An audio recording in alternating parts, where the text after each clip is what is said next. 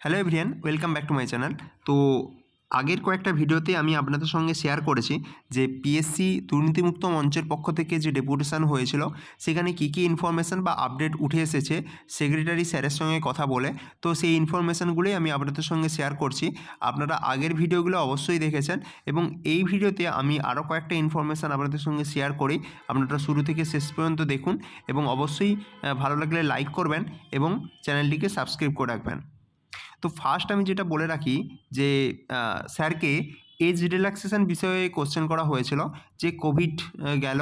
কোভিডের সময় কিন্তু আমাদের যারা চাকরি প্রার্থী রয়েছে তাদের বয়সের কিন্তু বেশ 2 বছর কিন্তু নষ্ট হয়েছে। তাই সেক্ষেত্রে এজ রিল্যাক্সেশন কি করা যেতে পারে? যে সমস্ত এক্সামগুলো আপনাদের এখন চলছে সেইগুলোর ক্ষেত্রে। তো সেই হিসেবে স্যার যেটা বলেছেন সেটা হলো যে এজ রিল্যাক্সেশনের যে ব্যাপার সেটা সম্পূর্ণরূপে সরকারের ওপর নির্ভর করছে। সরকার যদি মনে করে যে তারা এই এক্সামগুলোতে রিক্রুটমেন্টগুলোকে এজ রিল্যাক্সেশন দেবে, তো সেক্ষেত্রে কিন্তু পিএসসি সেই ব্যাপারগুলোকে তারা মেনে চলবে এবং সরকার যদি কোনো কিছু না চায় তাহলে পিএসসির কিন্তু এই ব্যাপারে হস্তক্ষেপ করার কোনো ক্ষমতা কিন্তু তার নেই। ঠিক আছে? এটা এজ রিল্যাক্সেশন সম্বন্ধে বলেছে। আচ্ছা, সেকেন্ডলি যদি আমি বলি এক্সাম ক্যালেন্ডার রিলেটেড যে পিএসসির এক্সাম আপনারা অনেকেই জানেন যে মেন্স এক্সামগুলো রয়েছে। তো সেই এক্সাম একটা ডেট তারা পেয়ে গেলে সেই মতো তারা প্রিপারেশান আরও ভালোভাবে চালাতে পারবে। তো এক্সাম ক্যালেন্ডার কিন্তু জানুয়ারি মাসে পাবলিশ করা হবে। পিএসসির যত এক্সাম আপনাদের রয়েছে এবং ইন্ডিকেটিভ অ্যাডভার্টাইজমেন্ট যেগুলো ডিসেম্বরে পাবলিশড হবে, সেই এক্সামগুলো তার এক্সামগুলো কবে হবে এবং যে এক্সামগুলো মেন এক্সাম বাকি রয়েছে সেগুলো কবে হবে সব কিন্তু সেখানে টেন্টেটিভ ডেট দেওয়া থাকবে।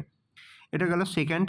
থার্ড যেটা ইডব্লিউএস ইস্যু নিয়ে আপনাদের কোশ্চেন করা হয়েছিল যে অনেকেই একটা বিপদের মধ্যে পড়ে গিয়েছিলেন যে অনেকের ইডব্লিউএস সার্টিফিকেট যেটা সেটা ফর্ম ফিল আপ ডেটের পরে ইস্যু হয়েছে। সেক্ষেত্রে তারা কি পরীক্ষা থেকে বাদ পড়ে যাবে? তো সেই বিষয়ে কোশ্চেন করাতে তিনি যেটা বলেছেন যে এটা নিয়ে কোনো ধরনের অসুবিধা হবে না। যদি আপনি পাস করে যান পরীক্ষাতে তাহলে আপনাদের এই ইডব্লিউএস যে ব্যাপারটা যেটা আপনার পরে ইস্যু হয়েছে সেটা নিয়ে কোনো ধরনের অসুবিধা আপনাদের হবে না। ঠিক আছে? আর আর যেটা বলেছে যে ইডব্লিউএসের যে কাট অফ যে সেপারেটভাবে দেওয়ার কথা সেটাও তারা বলেছে যে 10% যে রিজার্ভেশন রুল আছে তো সেটা মেনেই কিন্তু আপনাদের ইডব্লিউএসের কাট অফ সেপারেটভাবে এক্সাম ক্ষেত্রে আপনাদের প্রকাশ করা হবে। সেটা ক্লার্কশিপ এক্সাম হোক, মিসলেনিয়াস এক্সাম হোক, সবার ক্ষেত্রেই। ঠিক আছে? তো এটা আপনাদের বলা হয়েছে। তো এই ভিডিওতে আমি বাকি যে সমস্ত ইনফরমেশান সেগুলো দিলাম। এছাড়া আরেকটা জিনিস আমি বলে রাখি যে আরটিআই এর ব্যাপারে অনেকে জানতে চেয়েছিলেন। তো সেটা বলেছে যে অনগোয়িং যে সমস্ত রিক্রুটমেন্ট সেগুলোতে আরটিআই আপনারা এখন করতে পারবেন বা করতে পারেন, কিন্তু এর রিপ্লাই দেওয়া কিন্তু পসিবল না। কিন্তু কোনো এক্সাম যখন কমপ্লিট হয়ে যাবে তারপরে আপনারা আরটিআই করবেন, তার রিপ্লাই কিন্তু আপনারা সাধারণত 2 থেকে 3 মাসের মধ্যে পেয়ে যাবেন। যেমন ডব্লিউবিসিএস 2021 এটা কমপ্লিট হয়েছে। এখন আপনি যদি আরটিআই এর জন্য অ্যাপ্লাই করেন তাহলে কিন্তু তার রিপ্লাই আপনারা পাবেন। ঠিক আছে? তো এই ভিডিওতে আমি বাকি যে ইনফরমেশানগুলো সেইগুলো আপনাদের সঙ্গে শেয়ার করলাম।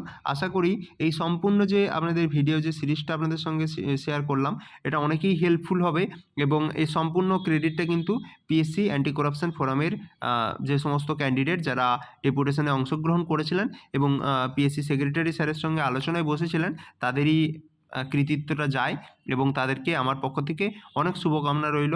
আপনারা অবশ্যই এভাবে যে পিএসসির এক্সামগুলো তাদেরকে দুর্নীতিমুক্ত করার চেষ্টা করুন এবং যে সমস্ত ক্যান্ডিডেট যারা আশেপাশে থাকেন তারা অবশ্যই এনাদের যে সমস্ত ডেপুটেশনগুলো হয় সেখানে অংশগ্রহণ করুন যাতে পিএসসি আরও ভালোভাবে এক্সামগুলো কন্ডাক্ট করে এবং আর কিছু বলবো না। এই ভিডিওটা আমি এখানেই শেষ করি আর অবশ্যই চ্যানেলটিকে আপনারা সাবস্ক্রাইব করে রাখবেন। ধন্যবাদ।